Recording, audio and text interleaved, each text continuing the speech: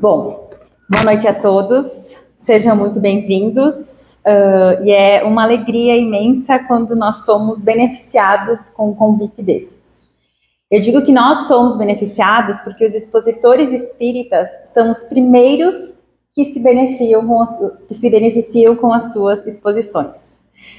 O Espiritismo, ele nos lapida, ele nos traz muitos ensinamentos que fazem com que a gente reformule o nosso trajeto aqui na Terra e nos traz tanta luz e tantas bênçãos que é uma verdadeira honra estar aqui. Agradeço pela presença de vocês.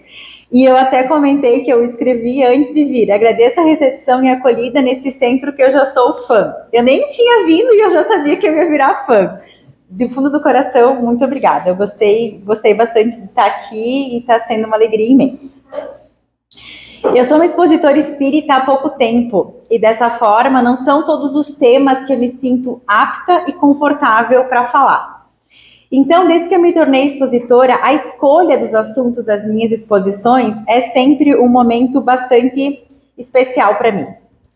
Na minha casa, nós praticamos o Evangelho no Lar, que é uma atividade amplamente incentivada pelos espíritas. Tenho certeza que, caso alguém aqui não pratique o Evangelho no Lar ainda, a casa tem uma equipe que irá explicar como é que se faz essa prática. E no início desse ano, no primeiro Evangelho no Lar na minha casa, eu estava sozinha em casa, meu namorado estava trabalhando, e eu decidi que eu abriria o Evangelho de forma aleatória. E que o assunto que aparecesse nesse evangelho seria o tema da minha primeira exposição, que essa exposição eu dei em fevereiro lá em São Miguel do Oeste, e que também seria uma mensagem da espiritualidade para mim. Então eu fiz a prece inicial, respirei fundo, fechei os meus olhos e abri o Evangelho segundo o Espiritismo, que dizia, capítulo 9, Bem-aventurados os mansos e pacíficos. E eu, que sempre me considerei uma pessoa muito mansa e muito pacífica, pensei assim, a espiritualidade se enganou, esta mensagem não deve ser para mim, deve ser para o meu namorado, que não é muito manso e pacífico. Eles devem ter se enganado ali na hora de mandar a mensagem, porque não me pareceu certo, eu que me considerava tão mansa e pacífica. Mas eu estava sozinha em casa e no fundo eu sei que a espiritualidade superior, ela não comete equívocos. Quando ela quer nos mandar uma mensagem, ela nos manda. A gente, às vezes, que se faz de surdo para não ouvir. E engraçado que, falando sobre isso, né, sobre a mansuetude e sermos pacíficos, vindo para cá, eu fui direto do trabalho encontrar o Jânio no Sesfé para que nós viéssemos para cá. E vindo, um rapaz me cruzou à frente na rótula. E eu estava certa, a gente quase bateu, porque ele não olhou para o lado, e na hora eu fiquei muito nervosa, sabe? Na hora, o trânsito, às vezes, ele acaba tirando a nossa paz. E aí, na hora, eu estava pronta para brigar, e eu pensei, meu Deus, Caris, você está indo fazer uma exposição sobre mansuetude e você está querendo brigar no trânsito. E aí eu ganhei esse livro aqui quando eu cheguei, dessa casa, que eu já gosto bastante, e diz assim, no calor exacerbado da discussão, quem tem razão se cala. Eu estava certa, ele realmente cruzou a minha frente sem olhar, mas para que a gente vai brigar por tanta coisa? E aí, lembrando sobre quando essa mensagem da espiritualidade veio para mim, eu comecei a ler o capítulo 9 e eu percebi que era um capítulo muito importante para mim, assim como ele é para qualquer pessoa. Independente se essa pessoa se considera mansa e pacífica ou se ela já é mansa e pacífica de fato. Porque a gente se considerar é fácil. A gente ser, na vida real, é uma história um pouquinho diferente. Porque às vezes as pequenas coisas do dia a dia, alguém cruzar você no trânsito, que é a coisa mais comum que acontece, nos tira no sério e a gente cria uma vibração negativa sem necessidade. Nós precisamos trabalhar mais a mansuetude no nosso dia a dia. E além de falar sobre paz e mansuetude, o capítulo 9 do Evangelho segundo o Espiritismo, ele fala sobre a obediência, a resignação, a cólera, a afabilidade e a doçura. Na medida em que a nossa vida segue e nós envelhecemos, a dor ela nos visita numa frequência maior do que nós gostaríamos. E a dor ela tem várias formas de visitar o ser humano. Ela pode chegar através da perda de pessoas queridas, através de problemas de saúde, de decepções das mais variadas formas e de dificuldades inúmeras que nós enfrentamos no nosso dia a dia. E quando a gente não olha para a dor de uma forma racional, através de uma fé raciocinada e não de uma fé cega, é muito fácil que nós nos sintamos injustiçados e nos deixemos dominar por sentimentos ruins. O ódio, a amargura, o rancor, o ressentimento, eles são tão nocivos para o espírito quanto são o orgulho e o egoísmo. E esses sentimentos que nós sentimos por demasiadas vezes, eles existem e eles estão dentro de nós, dado o nosso estágio evolutivo ainda pouco avançado. Mas quando esses sentimentos eles são alimentados de forma desgovernada, ou seja, quando nós só conseguimos olhar para a nossa dor, nós perdemos Deus de vista. E esses sentimentos, eles tomam conta, eles crescem, eles são como uma praga que vão dominando o nosso ser.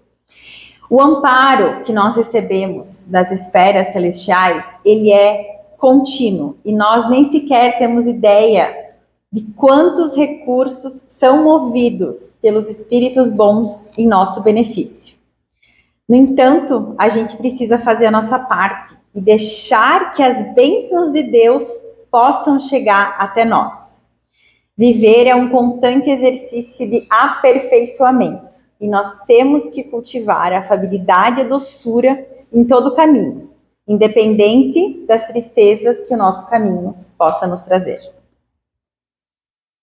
Bem-aventurados os que são mansos, porque herdarão a terra. Mateus capítulo 5. As bem-aventuranças compõem um conjunto de mensagens dadas por Jesus naquele que também é conhecido como o Sermão da Montanha. Na Bíblia Sagrada, os textos estão nos livros de Lucas e de Mateus, e no Evangelho segundo o Espiritismo, essas mensagens são trabalhadas ao longo de vários capítulos.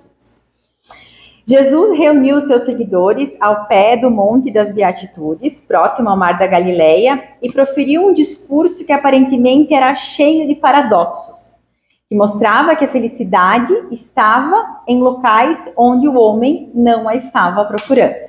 Mais ou menos o que acontece nos dias de hoje. Foi no Sermão da Montanha que Jesus ensinou a oração do Pai Nosso, que é a oração síntese de todo o Evangelho. E quando Jesus disse, bem-aventurados os mansos, porque eles herdarão a terra, era evidente que ele não se referia a herdar como nós herdamos os bens materiais. Jesus, sendo a criatura mais evoluída que já passou pela terra, sabia melhor do que ninguém da natureza efêmera e transitória dos bens terrenos.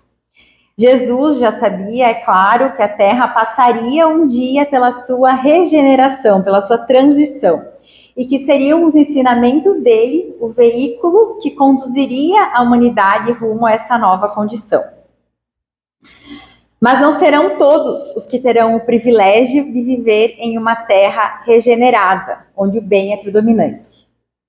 Os mansos que herdarão a terra, ou seja, são as pessoas que carregam essa virtude dentro de si, que terão o privilégio de ficar aqui, reencarnar aqui, e seguir a sua evolução espiritual.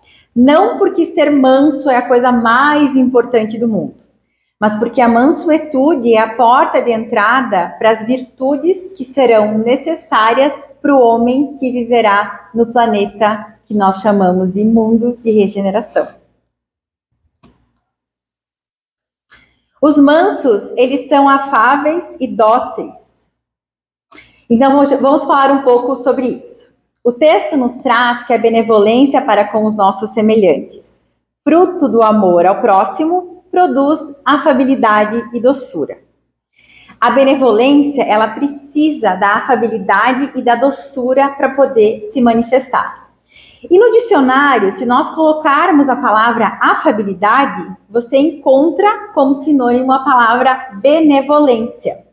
E se as máximas do Evangelho de Jesus são amor e caridade, nós encontramos a benevolência nessas duas grandes expressões do Mestre. Amor e caridade possuem benevolência e afabilidade em suas manifestações. O Espírito Lázaro, em uma psicografia de 1861, que está no Evangelho segundo o Espiritismo, diz, entretanto, de que nada adianta nós fingirmos a afabilidade e a doçura. É fato que as relações pessoais, as relações que nós temos uns com os outros, exigem que nós sejamos educados e diplomáticos. E isso pode criar uma máscara de afabilidade e doçura que às vezes não condiz com o que a pessoa carrega internamente. É evidente que todos nós temos dias em que o nosso anjinho do mal, ou seja, as nossas más tendências, estão ali com mais força de ação, porque essas más tendências estão sendo mais alimentadas do que elas deveriam. Todos nós temos momentos em que somos inferiores, em que sentimos coisas ruins, e isso é natural.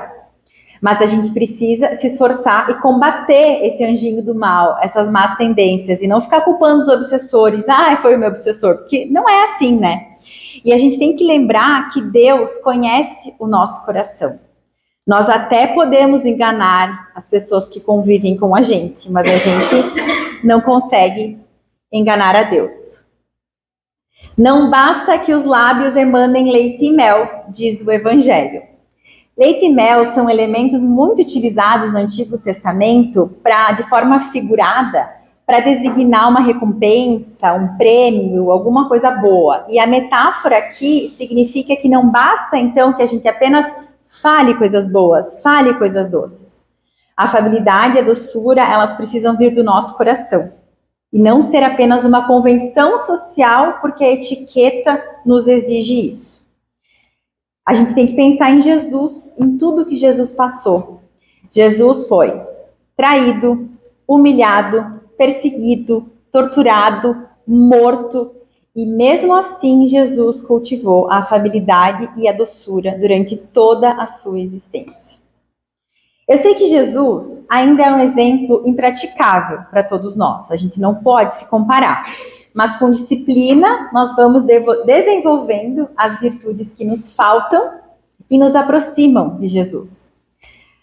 Como em todas as outras áreas da nossa vida, a reforma íntima é muito mais uma questão de disciplina do que de motivação.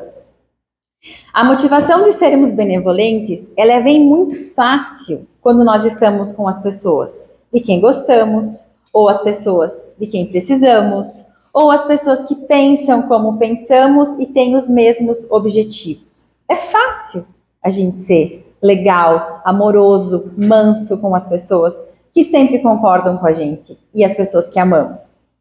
A benevolência, ela vai existir de forma genuína e duradoura quando nós tivermos a disciplina de fazer o que é certo sempre, e não apenas quando sentimos vontade porque estamos com as pessoas de quem gostamos. Cada vez que nós estendemos a nossa mão e tocamos um coração, o mundo se transforma um pouquinho.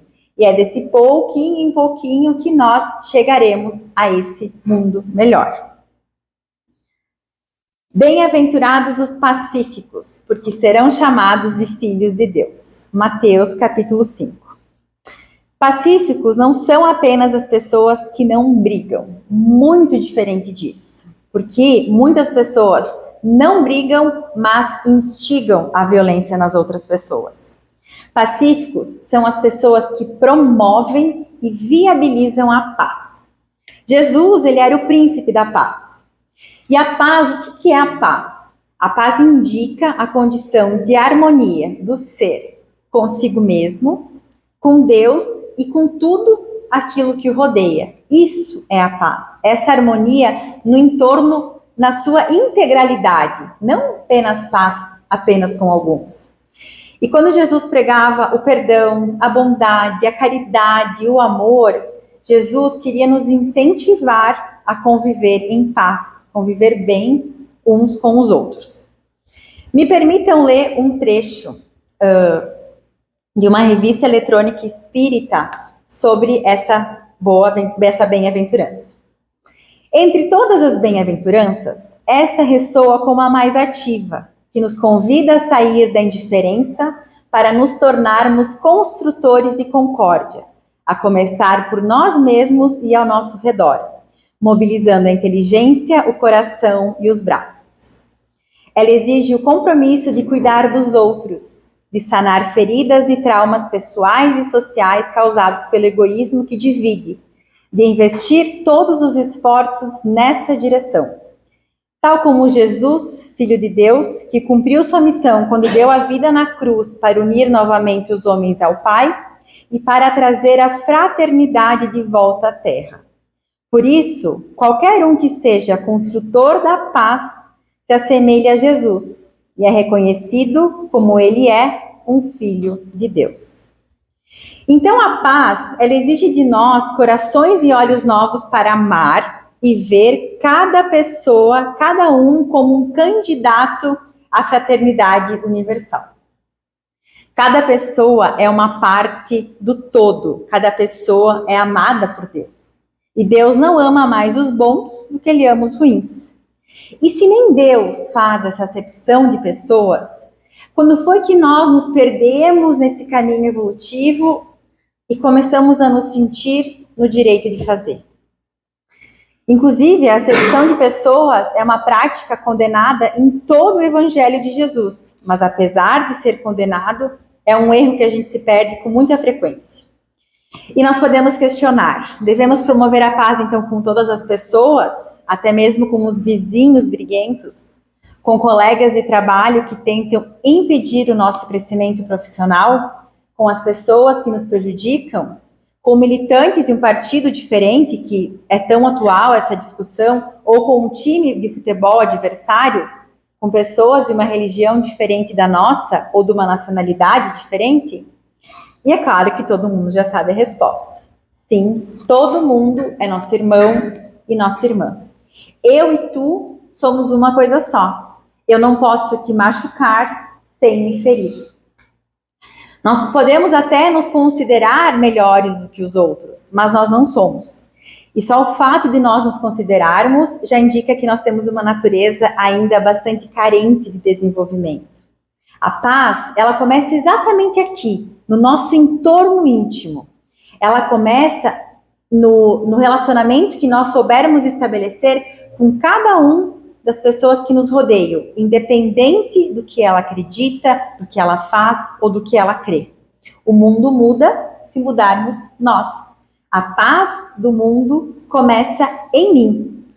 E assim nós nos tornaremos os bem-aventurados, os pacíficos, ou simplesmente felizes, os pacíficos. Seguindo no capítulo, nós temos os valores da obediência e da resignação.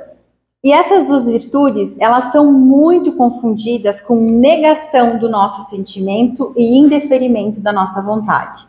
Então, muitas vezes, quando a gente olha obediência e resignação, a gente torce o nariz porque a gente de imediato sente que vai ser contrariado. E é muito legal como esse texto trabalha esses dois valores, porque nos mostra que é muito diferente do que a gente geralmente pensa. Obediência, na verdade, é o consentimento da razão. E resignação é o consentimento do coração. Olha que interessante como o Evangelho trata esse assunto. Obediência, no sentido de nós fazermos o que nós sabemos que é correto. Dessa forma, é vital que nós obedeçamos às leis de Deus, porque são as leis de Deus que nos indicam a maneira correta de viver. Resignação, no sentido de nós aceitarmos, sem revolta, que algumas coisas na nossa vida são como são, e que talvez nós não entendamos essas coisas por muito tempo. Talvez algumas coisas nós não entendamos durante toda a nossa trajetória como encarnados. Mas o ato de nos resignarmos nos previne de nos tornarmos amargurados e cheios de cólera, de rancor e de ressentimento. A confiança em Deus, ela ainda exige muito do ser humano, porque a nossa natureza é bruta em muitos aspectos. E quando nos acontecem coisas que nós não entendemos e nós sentimos que nós não merecemos, A amargura nos traz a sensação de que Deus tem os seus favoritos. Por que comigo? Por que com a minha família? Por que se nós não merecemos? Isso também quando a gente tem apenas a encarnação atual como perspectiva. Quando nós temos apenas essa existência atual, é fácil a gente sentir que talvez a gente não mereça muita coisa. Mas o Espiritismo nos traz o consolo de que algumas coisas a gente não entende porque nós temos o véu do esquecimento, mas que um dia nós iremos entender.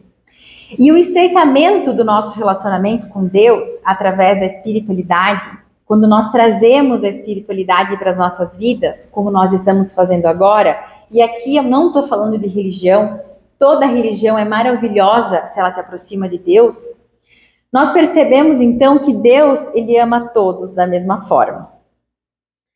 E a confiança vem, porque quando nós nos damos conta de que Deus nos ama, nós sentimos a confiança, porque a confiança é fruto de um relacionamento em que nós temos a certeza de que somos amados. Até porque o amor, ele não força relacionamentos. O amor, ele abre caminhos. E olhando sob este prisma, quando nós analisamos a nossa existência em retrospecto, a resignação nos acalma, porque a dor, ela é regenerativa e nunca punitiva. Tem mais um trecho desse livro que eu mal abri e já achei várias coisas boas, que diz assim: Deus não castiga, Deus reeduca. Então, a dor, ela não nos pune, ela nos ensina, ela nos lapida. E ao mesmo tempo que a obediência, então, enquanto a resignação nos traz esse ensinamento, a obediência nos garante um futuro mais feliz, porque obedecer aos ensinamentos de Jesus é a nossa verdadeira libertação. É a forma de permitir com que a lei do progresso seja realidade o quanto antes da nossa existência. Assim como a única certeza absoluta da vida do encarnado é que um dia haverá a morte do corpo físico, é certeza absoluta para o espírito que um dia ele se tornará um anjo. E a última parte do capítulo 9, ela fala sobre a cólera. Essa que pode ser pequenininha, como a minha quase briga no trânsito, ou pode ser estratosférica, como uma guerra. Mas toda cólera grande foi pequena um dia. Por isso que é importante a gente sempre se policiar. E é engraçado porque é um capítulo tão pequeno e tem tantos ensinamentos que nós poderíamos fazer uma exposição sobre cada um desses subtítulos trabalhados. O texto nos explica que a origem da cólera, dessa raiva, desse ódio, é o orgulho. O orgulho ferido quando somos contrariados, ou seja, quando nós não somos obedientes e resignados. Olha como tudo é interligado. E aqui a gente pode analisar desde a ótica de uma pequena situação, como por exemplo, quando nós temos uma briga conjugal e nós somos dominados pela raiva porque nosso parceiro nos contrariou, ou sob o prisma de um grande acontecimento, como são as guerras motivadas pelo poder. O que é uma guerra, senão um homem querendo mais, quando lhe é dito que ele não pode ter? Chico Xavier disse muito assertivamente que as guerras acontecem quando os homens estão insatisfeitos com aquilo que possuem. E além, é claro, da clássica desculpa, né? É assim que eu sou. Eu sou uma pessoa colérica, eu tenho personalidade forte, eu sou muito sincera, eu não consigo não falar o que me vem à cabeça. Personalidade e gênio forte não é desculpa para a gente distribuir a raiva de forma gratuita. O texto ele é decisivo nesse aspecto. E não é porque nós sempre fomos de um jeito que nós não podemos mudar. Aqui é muito tênue a linha entre nós nos aceitarmos como somos, porque é importante nós nos amarmos e nos acolhermos, mas a gente não pode se acomodar e pensar, mas eu sou assim, eu tenho que me aceitar. A análise tem que ser honesta, cada um com si mesmo, para ver até que ponto a gente não usa eu preciso me amar como muleta para a gente não se melhorar. O Evangelho segundo o Espiritismo traz, segundo a ideia falsíssima de que não lhe é possível reformar a sua própria natureza, o homem se julga dispensado de empregar esforços para se corrigir dos defeitos em que de boa vontade se compraz. ou que exigiriam muita perseverança para serem extirpados.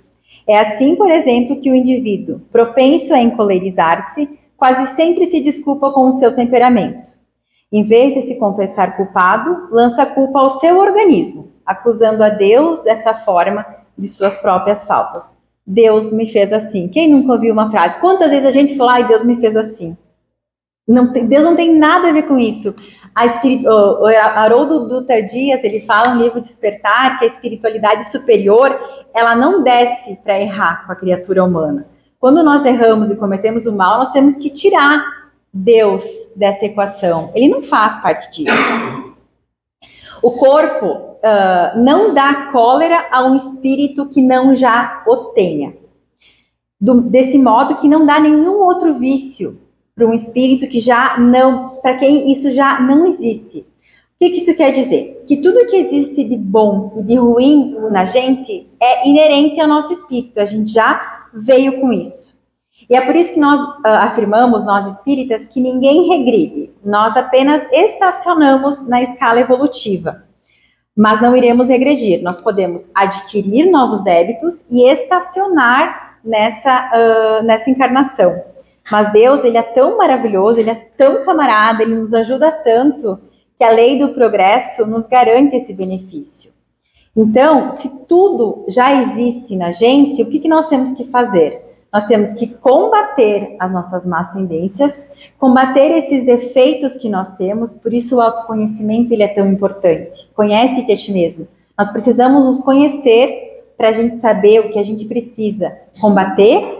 Conhece-se o bom espírita pelo esforço que faz em combater as suas más tendências, e nós temos que desenvolver as nossas virtudes. Tudo isso já está dentro de nós. Os defeitos nós vamos conseguir eliminar, e as virtudes nós vamos conseguir desenvolver, desde que tenhamos vontade e disciplina. Tudo que é inerente ao espírito pode ser modificado. Está no Evangelho também. Compenetrai-vos, pois, de que o homem não se conserva vicioso, senão porque quer permanecer vicioso. Aquele que queira corrigir-se, sempre o pode. E finalizando o conteúdo desse capítulo, o Evangelho nos traz que cada época é marcada com os vícios e as virtudes da sociedade encarnada. A virtude da nossa geração é a atividade intelectual. E o vício é a nossa indiferença moral, que deixa a humanidade à beira de tantas desigualdades e sofrimentos. E nós até podemos nos iludir que nós não participamos desse vício, dessa indiferença moral, porque mas eu não faço o mal. Não fazer o mal hoje em dia não é mais suficiente. Nós precisamos promover o bem e combater o mal. Se nós simplesmente cruzarmos os nossos braços e pensarmos assim, mas eu não faço mal, eu não roubo, eu não faço... Gente, não adianta, a gente tem que trabalhar, nós somos, como também está no livro Despertar, do Haroldo Dutra Dias, que nós somos os trabalhadores da última hora. Que não tem, que daqui para frente é só para frente, nós não temos mais tempo. Nós temos o privilégio de estarmos aqui, de termos reencarnado numa fase tão importante da transição planetária, mas nós não podemos mais esperar. Nós temos que nos esforçar para promover um mundo melhor. E isso exige esforço, exige trabalho. E por mais que uma pessoa não pode fazer o muito, não significa que o pouco que ela vai fazer não vai ser extremamente transformador. A gente começa assim, a gente começa trabalhando no nosso lar, e aí, por exemplo, na nossa casa, aí reverbera para o nosso prédio, aí para a nossa rua, para a vizinhança, para o bairro, para a cidade, para o estado, para o país. É assim que o bem age. Ele tem um poder de atuação muito grande. Começa pequenininho, então não tem problema. Se o bem que a gente pode fazer hoje é um bem pequeno, é ajudar um vizinho que está doente, é comprar 1 quilo de alimento, é conversar com alguém que está triste, é ajudar alguém a atravessar a rua, não importa. Por menor que seja, toda a vez que nós estendemos a mão, Deus sorri. E é assim que o mundo vai se transformando. E para finalizar, nos é feito um pedido, então, nesse capítulo, de que nós nos submetamos às leis divinas. combatendo os nossos vícios e nos melhorando internamente. Lembrando que cada um melhora a si mesmo, nós não melhoramos o nosso colega. Se já é difícil a gente se mudar, quem dirá mudar os outros? E as pessoas, elas se espelham no nosso exemplo e não naquilo que a gente fala. Então, se a gente quer realmente, talvez, tentar promover a mudança de alguém, nós temos que mostrar, é através do nosso exemplo, não é falando que a gente vai conseguir isso. Então, nos é pedido que nós obedeçamos às leis de Deus, que nós escutemos o que Jesus tem para nos ensinar e que a gente comece a nossa transformação. Os cristãos, eles foram perseguidos e torturados por muito tempo. Assim como Jesus, Simão Pedro, ele dedicou a sua vida, depois que ele encontrou com Jesus e teve toda essa transformação interna, ele divulgou a sua vida, a divulgação da Boa Nova, e ele morreu crucificado também. Ele foi crucificado de cabeça para baixo, porque ele disse que ele não era digno de morrer como Jesus. Os cristãos, eles foram muito perseguidos, eles foram torturados, não foi só com Jesus que isso aconteceu. Então, a nossa vida, perto do que essas pessoas passaram para que o evangelho chegasse até nós, ela é muito mamão com açúcar. A nossa vida ela é muito fácil, perto do que todo mundo passou para a gente ter tantos ensinamentos maravilhosos. Para a gente é muito fácil. Eu vou lá no Google, eu não preciso nem pegar o livro. Coloco Evangelho segundo o Espiritismo no Google, retiro uns trechos, dou uma estudada. Naquela época, muitos dos apóstolos não sabiam escrever. E olha só que esforço hercúleo que eles tiveram que fazer para a Boa Nova chegar até nós. Então, nós não temos desculpa para não ter paciência, para não ter afabilidade, para não ter doçura, para não ter obediência e para não ter resignação. E quando eu falo isso para vocês, eu penso que eu sou uma das primeiras pessoas que deveria exercitar. Por isso que eu digo que o expositor, ele se beneficia, porque geralmente o tema cai, que é algo que a gente precisa trabalhar, né? E nós temos que nós temos que viver bem, e não apenas bem viver. Nós temos que viver bem no sentido de fazer a coisa certa, não só de satisfazer as nossas vontades. E sempre nos fazendo um questionamento. O que realmente nós deixamos que ocupe o primeiro lugar na nossa vida? O que é prioridade na nossa existência atual? O que de fato para a gente tem valor? É Jesus? É o que ele nos ensinou? A resposta dessas perguntas, ela pode ajustar o rumo e mudar todo o resto da nossa existência. Pode mudar a forma com que nós vamos viver e nos relacionar com as pessoas daqui para frente. Por isso que é tão importante que a gente se questione: o que é prioridade na minha existência atual? Porque onde estiver o vosso tesouro, aí também estará o vosso coração. Pensemos mais nisso. Muito obrigada. Que assim seja.